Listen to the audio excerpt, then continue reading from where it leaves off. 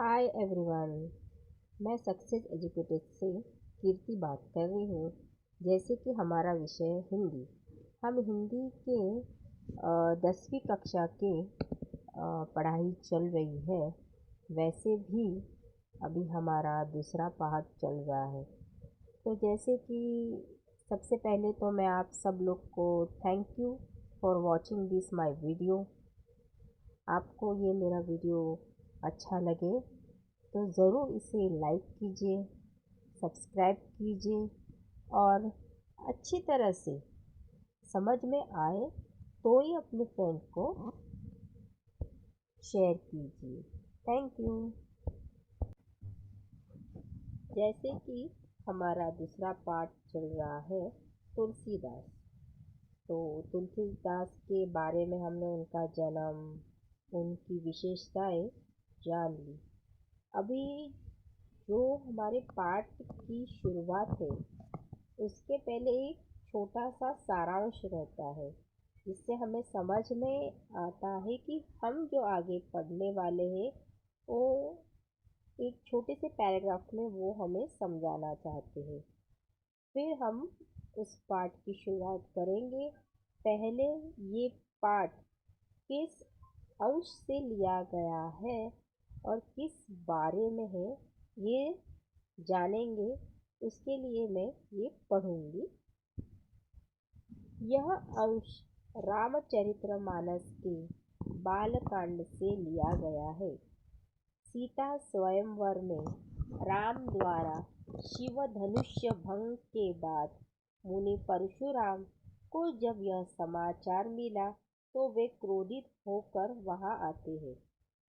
शिव धनुष्य को खंडित देखकर वे आपे से बाहर हो जाते हैं। राम के विनय और विश्वामित्र के समझाने पर तथा राम की शक्ति की परीक्षा लेकर अंततः उनका गुस्सा शांत होता है। इस बीच राम, लक्ष्मण और परशुराम के बीच जो संवाद हुआ उस प्रसंग को यहाँ प्रस्तुत किया गया है।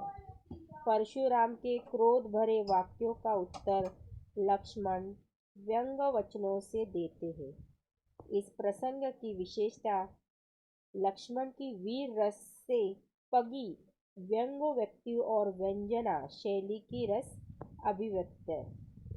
जैसे कि ये जो अभी हम आगे पढ़ेंगे, हमारा जो पाठ का मेन संदर्भ है जो हम पढ़ेंगे, तो उस पाठ में ये रामचरितमानस, जिसमें पूरी तरह रामायण की कथा लिखी गई थी कि किस तरह से रामायण हुई थी, तो उसमें से एक छोटा सा पाठ लिया गया है जो है राम का और सीता का स्वयंवर। उस वक्त शिव धनुष्य को राम ने किस तरह से तोड़ा और वो चीज विश्वामित्र को पता चलने के बाद वो गुस्से से आए थे राम के ऊपर अपना क्रोध निकालने। पर जब राम और लक्ष्मण की बातें सुने तब जो शैली उन्हें दिखी वो इस पाठ में है। राम लक्ष्मण परशुराम संवाद। ये एक नाटक की तरह ही है और हम इसे नाटक की तरह ही सुनेंगे और समझेंगे तो हमें अच्छी तरह से ये याद रहेगा। ठीक है, तो हम शुरू करते हैं। नाथ शंभु धनु भजन निहारा, होई केहू एक दास तुम्हारा। आयासु काह कही किन मोही, सुनी रिसाई बोले मुनि कोही। सेवक सो जो करे सेवकाई, अरिकरनी करी करिए लड़ाई। सुनहु राम जेई शिव धनु तोरा, सहस बाहु राम रिपु मोरा।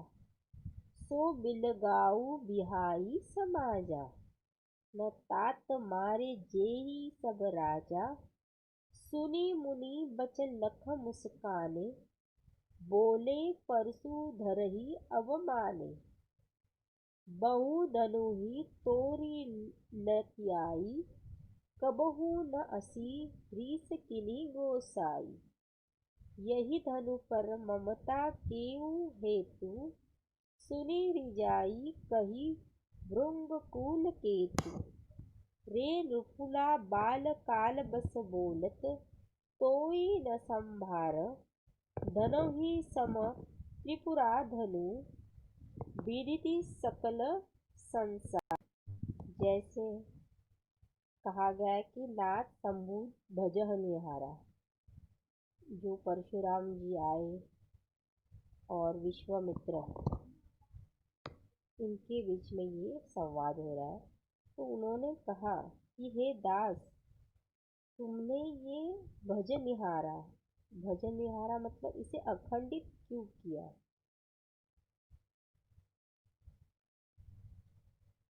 जब मुनि ने उसके वचन सुने तो हंसे कि परशुराम इस तरह से क्यों कह रहे हैं।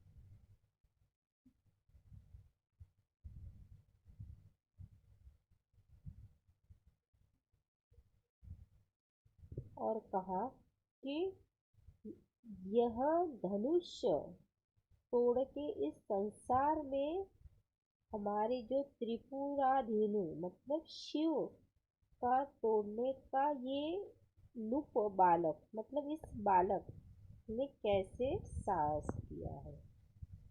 तो पहला हमने संवाद तो शुरू कर दिए।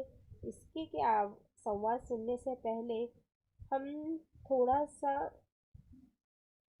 ये जानना चाहते हैं कि यह जो संवाद है ये एक कवि भाषित है, जिसका अर्थ हमें समझना है और इसके सवालों के जवाब जब आपको अर्थ अच्छे से समझ में आए तब आप लिख सकते हैं। तो जैसे कि आज के लिए इतना ही बस, आगे हम कल पढ़ेंगे। पर आपको ये मेरा संवाद किस तरह से लगा उसके बारे में प्लीज़ सब्सक्राइब कीजिए और हो सके तो अपने फ्रेंड के साथ शेयर कीजिए। Thank you.